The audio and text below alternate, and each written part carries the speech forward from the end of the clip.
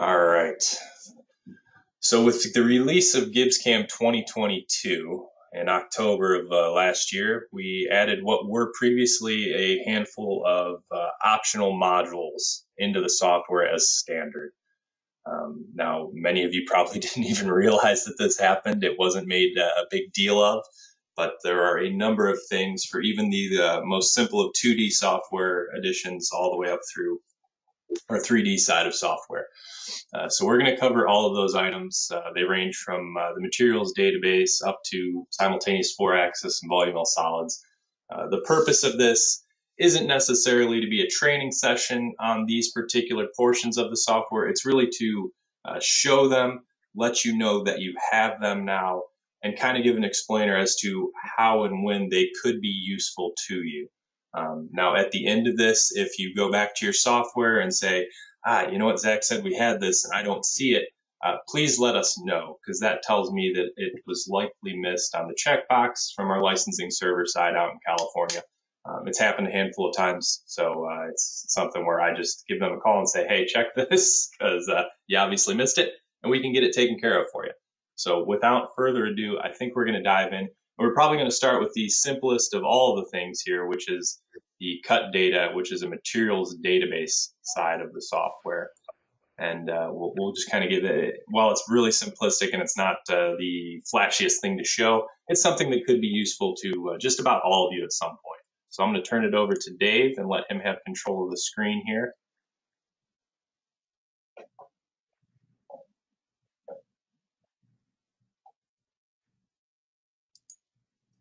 And there we go, Dave. Let's unmute you, Dave.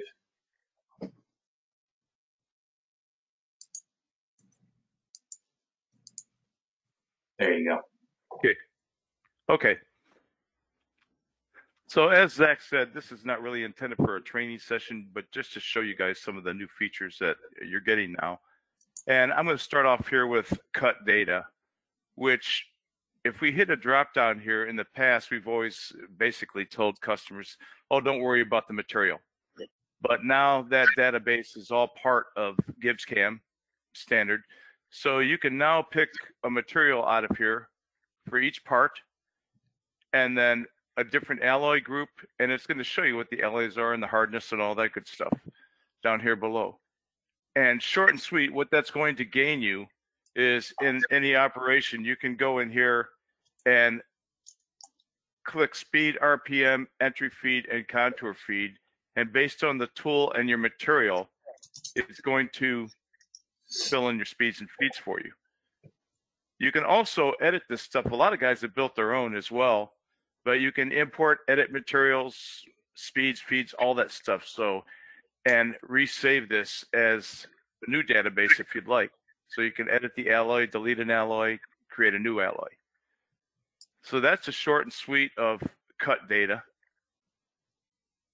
And keep in mind that the reason why we never really pushed this portion of the software when it was an option is the speeds and feeds are set by an external source. They're not really something that we would say, hey, run this because you're going to be competitive with it. These are more like, hey, run this, it'll work.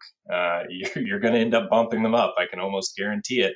The nice thing that you can do with it is, like Dave said, you can save it yourself. You can modify it yourself. You can also use these to help develop your process library. And then eventually you'll have a really finely tuned process library tied to a materials database. So downstream, it can be a really nice thing when you're adding in new programs or you're training guys.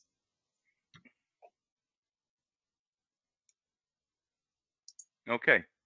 So let's move on to the next feature, which is standard now, which is Advanced CS. And I've been living with this for so long, Zach, correct me if I'm wrong, but Advanced CS is going to be strictly to give you the ability to create coordinate systems. That's exactly right.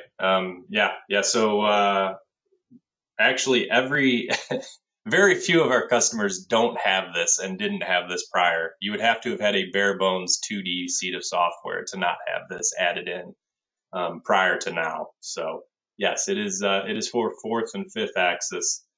coordinate system creation, positioning, that type of stuff. So basically allowing you to create any CS that you would like. And not only that for the modeling aspect, which is very helpful, actually necessary, but for the machining aspect as well. So I always like to show machine simulation with things. So basically enabling customers to do 4 and 5 axis positional milling. And it really doesn't matter what machine. It's going to give that capability.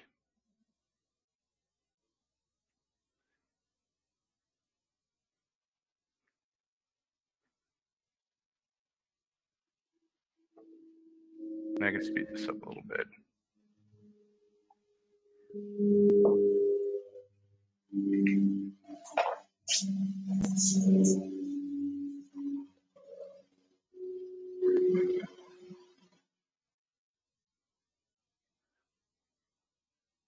So a lot of rotation going on there, and it will give that capability on any machine that's capable of that. So that's advanced CS. Let's go on to polar cylindrical.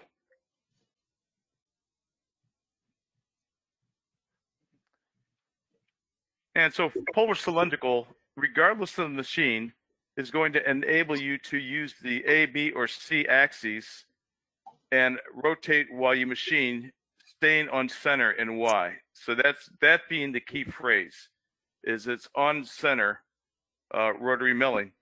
So the biggest mistake I see people make is they try to put their geometry down at 0 here, and it's not going to polar cylindrical with it at 0. You have to have it at the correct diameter. So you can wrap the geometry. You don't have to wrap it. It's not required, but it is required to have it up at the correct diameter.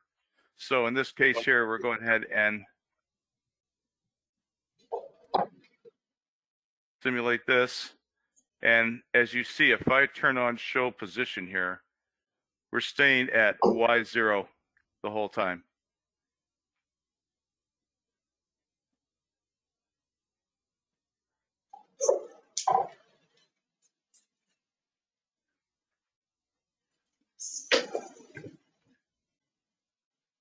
And really all that's required to achieve that is, like I said, having your geometry in the correct location.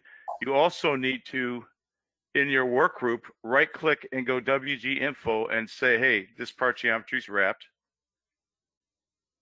And beyond that, in your rotate tab, you check one checkbox, polar cylindrical. And that's all there is to it. That used to be an add-on in the past. I'm glad they included it as part of the software now. Anything to add to that, Zach? No, nothing at all. Obviously, this is going to be most useful for an example like Dave showed with a rotary on a vertical, but also useful for mill turns. So, but in most cases, most of our customers at this point already had this module. So the real differentiator, I guess, will be when we get to the radial milling simultaneous 4-axis, but not to jump ahead. Okay, let's move on to the next one, which is VoluMill solids. Now, this is one that literally everyone should be using. If you have a solids-based seat of Gibbs, this was added if you didn't already have it, which most of you did not. This is one you should use. Yeah, and what's really nice about this is without the solids, you have no ability to track material.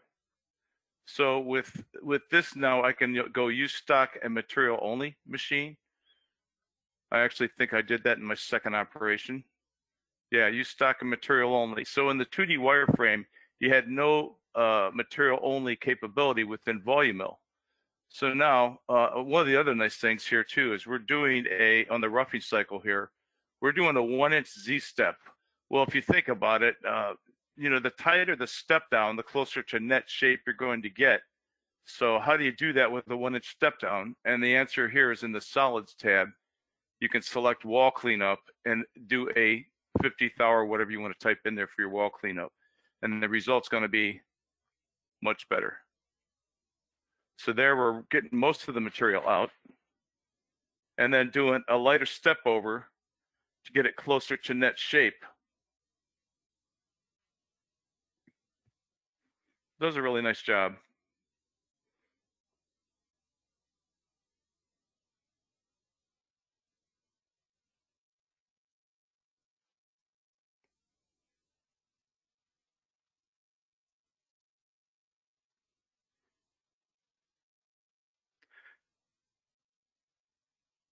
And they were just roughed out to where you could go in with a ball mill and do your finish ops. It gets it pretty close to net shape.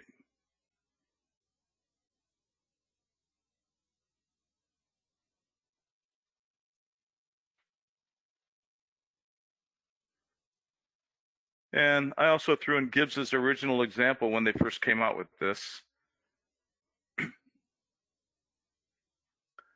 which is roughing it out here, doing the same thing, doing some lighter step downs and doing some material only machining to kind of clear some more out.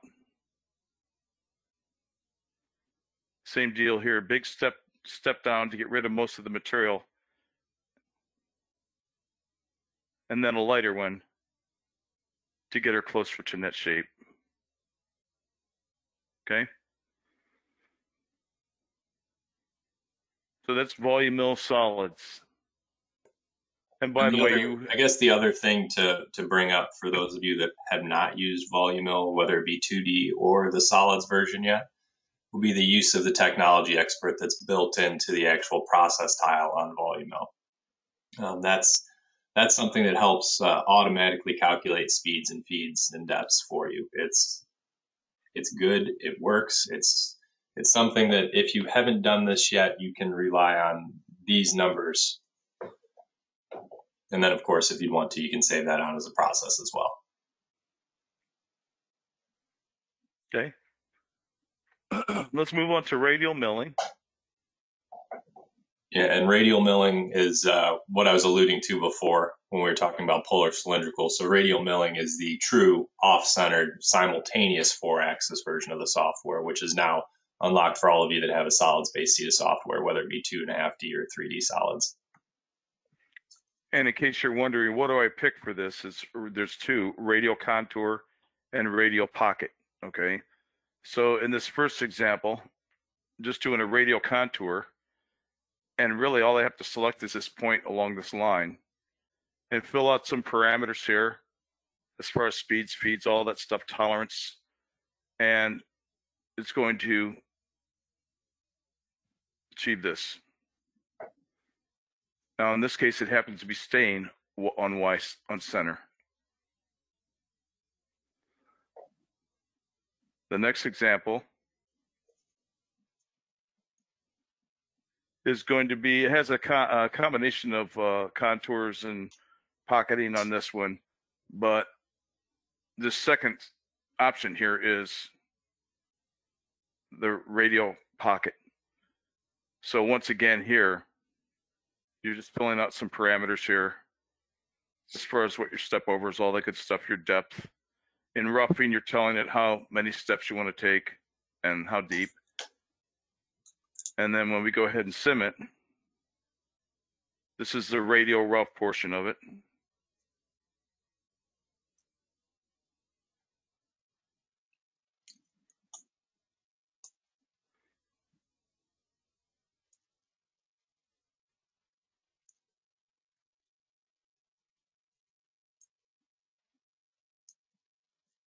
Speed this up a little bit.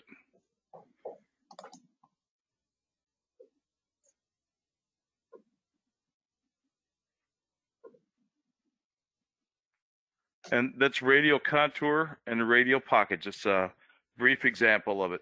And if you guys want sample files of some of these things to look at, I'm more than happy to send them up to you as well. Let's go into the next one, which is, to me, I think is huge, is GibbsCAM Machine Sim, which is a huge addition to the software, I think.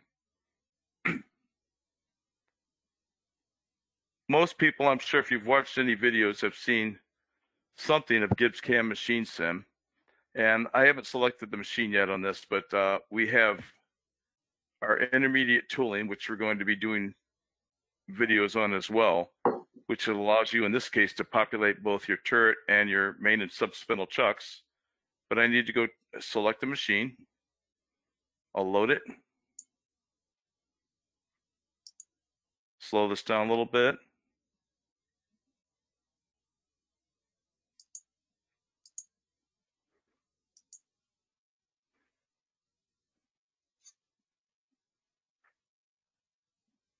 And we can simulate everything that's going on in your machine.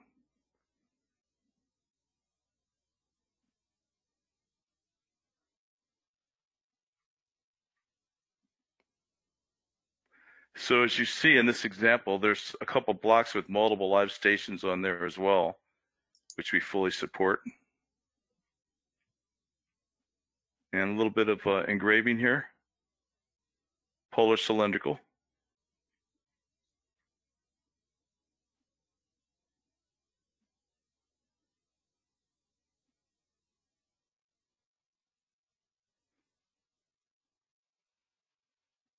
And then we'll do a pick off.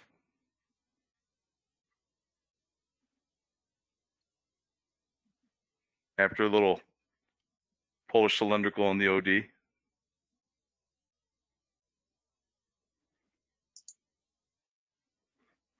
And in this case, we're doing, I think we have a right angle head in this one too. Oh no, it's a straight on tool, doing a spline here at the very end.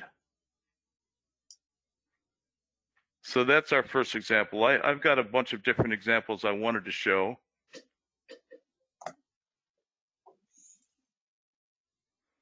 Because literally, if we have a model for the machine, we can build it. We've had customers, we actually have one customer that built their own CNC along with adding a FANUC control on it, and it was for a welder. And we were able to build their custom machine and simulate it all. So here's an example of a B-axis mill turn with a lower turret.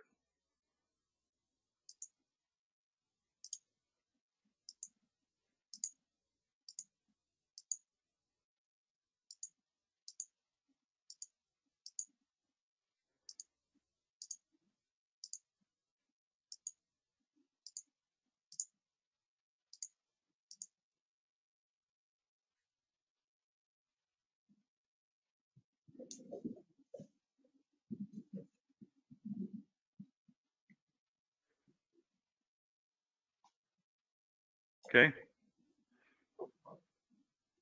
Got another B-axis one here, which is just an example on an Akuma B300.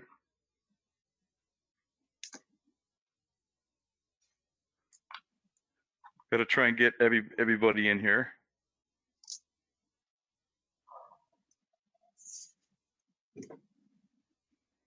And by the way, all the chucks and all that stuff, that's all part of intermediate tooling. We could swap those out very quickly in 30 seconds.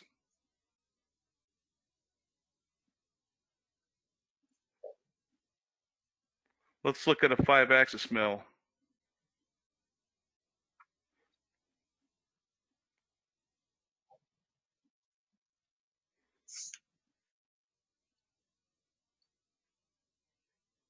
And go pick out this machine. These are pack and goes, which is why we're seeing one machine in there.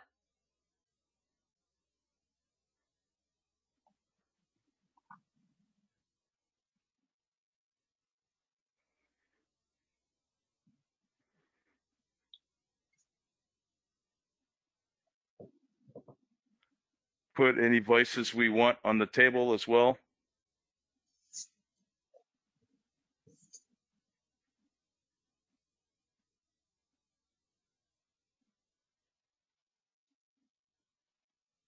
And also now with the configuration files, we can take it to a completely different level. Yep, actually, I thought I had one in there maybe. So, I mean, the moral of the story is machine sim for everybody? No, it's not really necessary for everybody. You know, it's if you're doing 3-axis work, 2-axis work, even in many cases 4-axis, is it necessary? No. But it's peace of mind is kind of how we look at it. It's a good fail safe.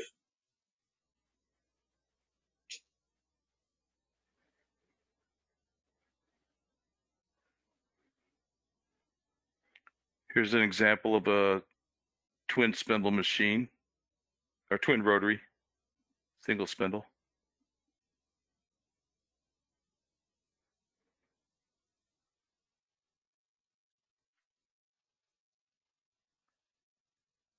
And so here, we can do 2 5-axis parts at once, and it ends up with a little bit of simultaneous.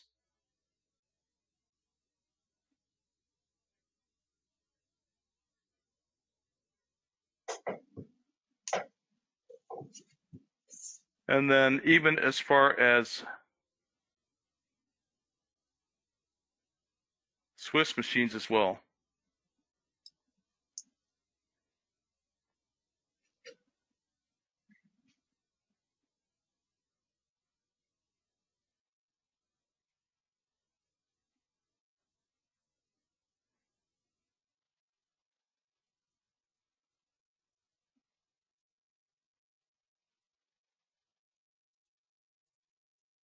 Oh, still loading machine.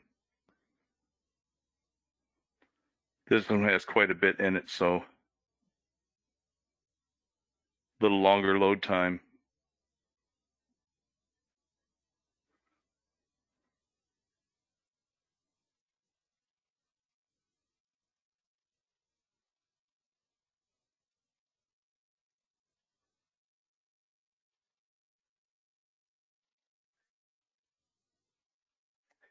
And I've got stopping just before we do some flats on the OD.